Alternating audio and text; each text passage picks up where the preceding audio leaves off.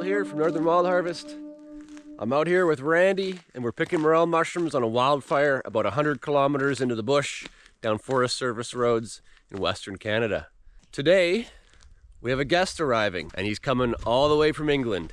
It's a long trip to come and check out what we do. I'll be here alone for part of the day, cleaning up camp, splitting firewood, and drying mushrooms.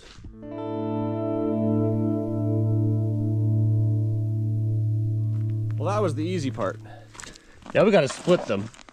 And if you're familiar with pine, it can be a bit knotty, full of knots, and that's why it's badly behaved. But we'll get her split.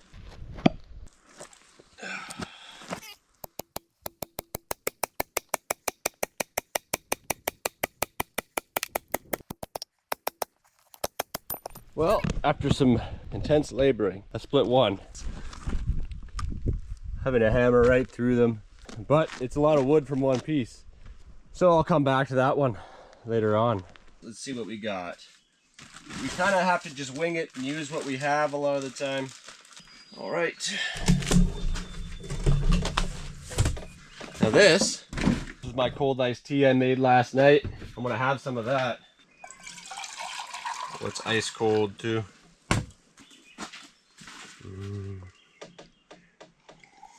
Okay, so I've prepped my veggies here in a bowl. I'm gonna put the tomatoes on top of the chicken later once I put it in.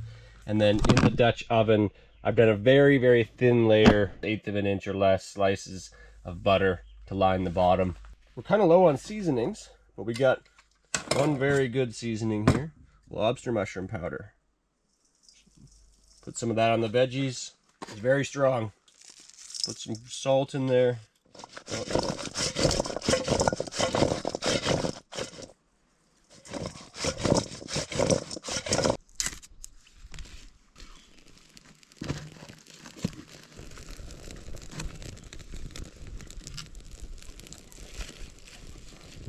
I'm sitting here playing guitar by the campfire, but right now the smoke is going right in my face.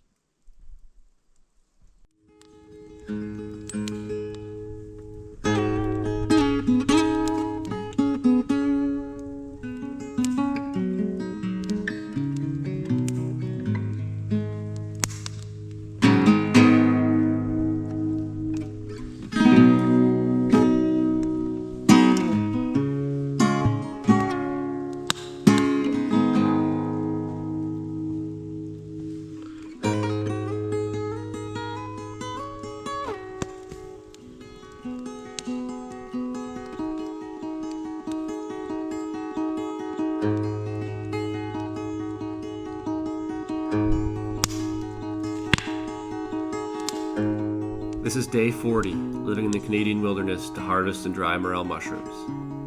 I've spent the last few weeks solo harvesting across this wildfire, and I've left my best patch to grow for while Alex is visiting us. As much as I enjoy harvesting alone, I haven't left the bush in nearly a month, and after a while, the remoteness and lack of socialization tends to have an effect on most people. I'm looking forward to picking with somebody for a few days. It'll be a nice change of pace.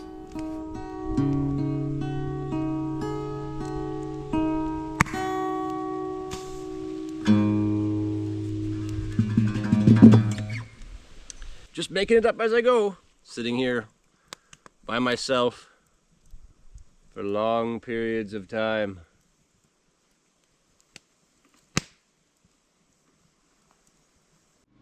All right, time to get this chicken roast going. Now Randy said you should cook all the chicken. I didn't realize that there was over 3 kilograms of chicken, but we're gonna go for it. And then we'll do some more chicken up on top. Let me just wash my hands and then I'll carry on. I was thinking we were low on, like, you know, oregano and that sort of seasoning, and we are. But what I do have, dried nettle.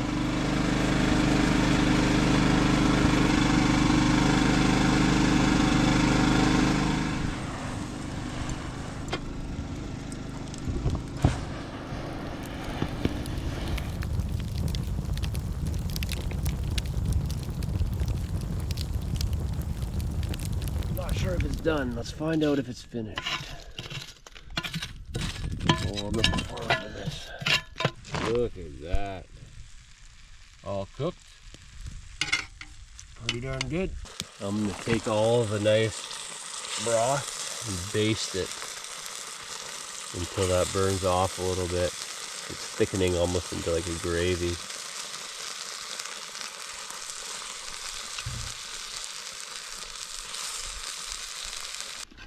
Okay, that looks pretty good.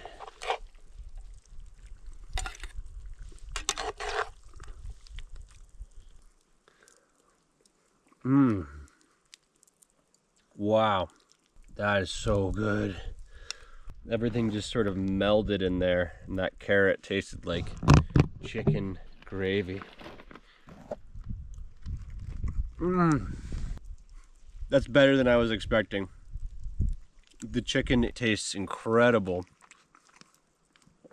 The only mistake is I let the top go a little too hot at one point, and the tomatoes got a little bit blackened, but that's okay. Oh, that was good enough that I feel spoiled right now.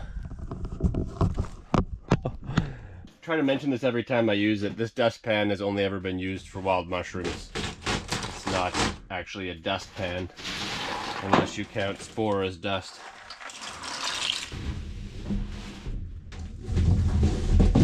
And just to show you, there's the 3 groups. This category is going to have a mix of the 2 earlier flushing blackfire morels, M. sextillata and M. eximia, but also non-burn natural morels will get mixed in there, and also M. importuna, the landscape morel, if we find any. And once they're dried, they're all similar enough that they go into one group.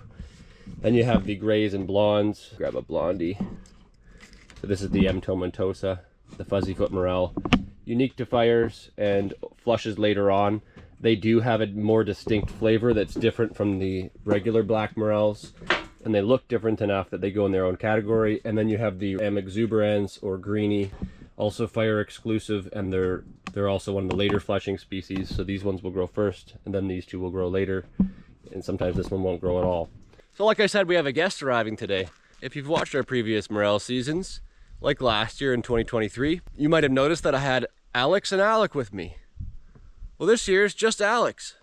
He's come all the way from England. Hello, all the way from England to collect some mushrooms. It sounds crazy, but I'm so excited. Randy just drove me in the truck just to this place in the middle of nowhere, but I love it. I love being in the middle of the woods. In my whole life, I've picked maybe 10 morel mushrooms, and they were in a flower bed in England. So it wasn't exactly that exciting. But yeah, this is gonna be a trip of many firsts. I film quite an odd mix of content, but that's because my interests are quite broad and varied.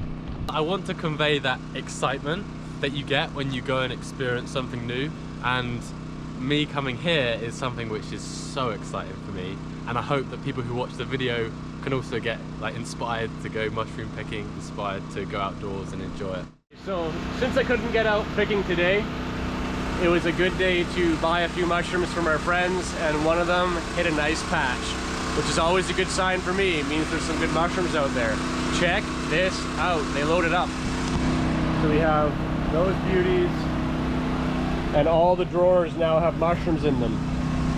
I like to, if we're going to buy some mushrooms, because ideally I pick everything myself, but when I can't get out, I can at least show you them and show you the quality. So there you go. They're beautiful. This is the right time to be buying, when there's blondes and greens and they're nice and small like this. That is an example of what the greens can do. Sometimes they're all like that, and it's a glorious harvest. Tomorrow I'm gonna head out into the burn with Alex, and we're gonna do some filming, and I'm just gonna show him the ropes for how to pick, how to grade different types of mushrooms. Then the day after that, I think we'll probably carry a pack board in. Probably gonna have a quiet night tonight and get up early tomorrow.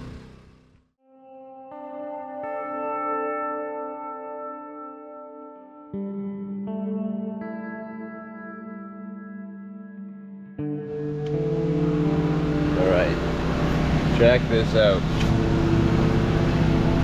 It's around 6 in the morning right now, and they look incredible. incredible.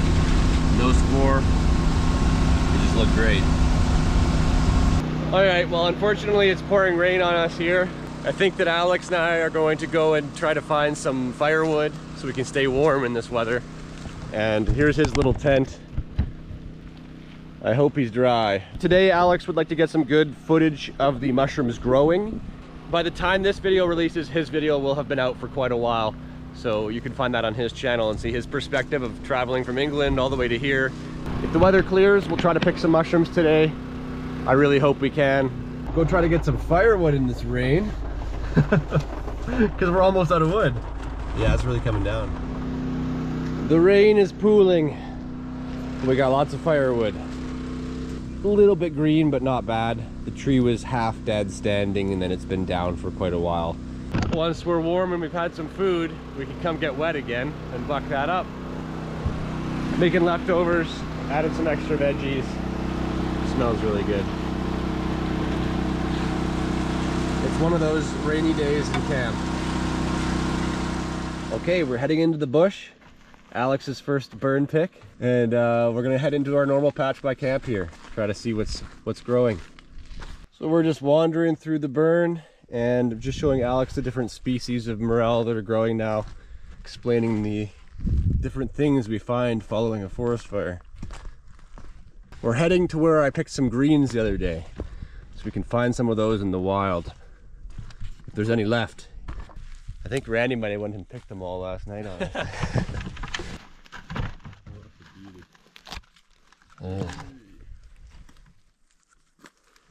So I've been going around for years with a GoPro, but Alex here has a very nice camera. I've seen the footage that it takes. It does some very nice quality footage. It really does. It's a little bit unpractical though. If I was trying to pick mushrooms at the same time, yeah, it's like I have to carry this, and it's a little bit less convenient than that. But what I'm doing today is basically getting all the nice shots, and then later on in the week we can focus on just picking. All right, we got about half a bucket there. Not bad.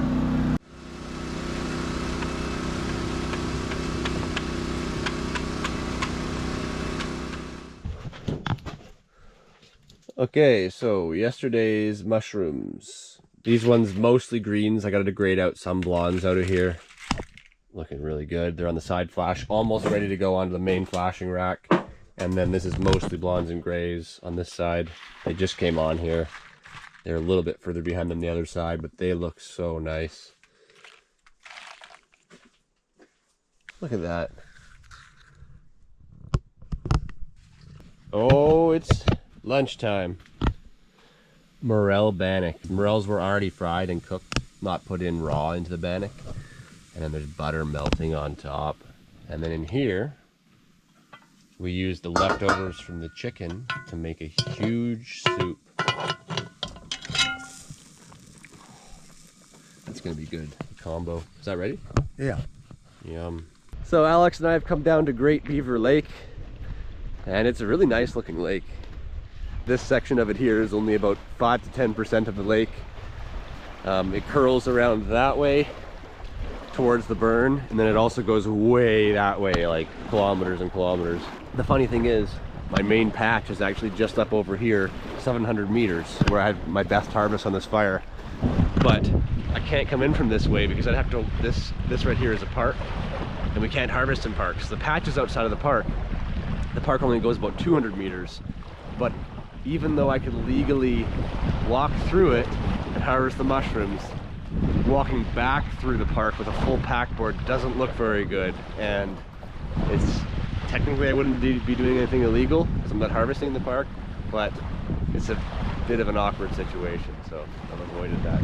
So I come in through the back roads outside of the park the whole way, and my GPS trail proves that.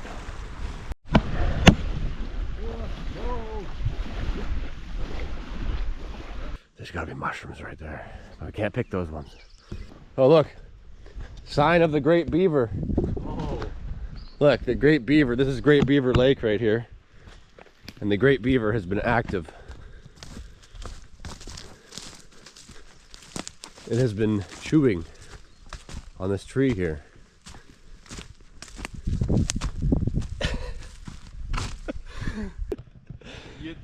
someone with an axe. Well, the funny thing is, here's the log that it was chewed off, and this tree was actually cut. So all he did was gnaw that chunk off. Look, morel in the park. We can't pick it. We're leaving it, but we can look at it. So we found a road that is outside of the park. I didn't know this road existed, and it takes us back behind my main patch. So if you watch those episodes, that's down these hills and through some bogs about 1 kilometer. We had to go through a couple mud pits to get in here, but I've never looked at this burn, so this is new ground. I think the far hillside over there, I actually walked there in a previous episode. That's the top end of my largest patch. We're actually on like the next hillside over. Just over there I harvested a lot of mushrooms, and then we come on this hill. It looks relatively similar. We just walked pretty far there. We saw 1 or 2 mushrooms. Yeah, not many at all. Not many. You still have to find good patches. They're not just everywhere on burns. Okay, so we're just setting up our pack boards for the morning. And so got our lunch, water, all the gear. Set up Randy's old pack board here for Alex. This is had to get the dust off of it, eh? But it's a good solid pack frame that has carried a lot of mushrooms over the years. And hopefully tomorrow we'll find more to carry. Beautiful night tonight. We're just winding down, gonna head to bed. Alex is just getting settled in here. So catch us next time.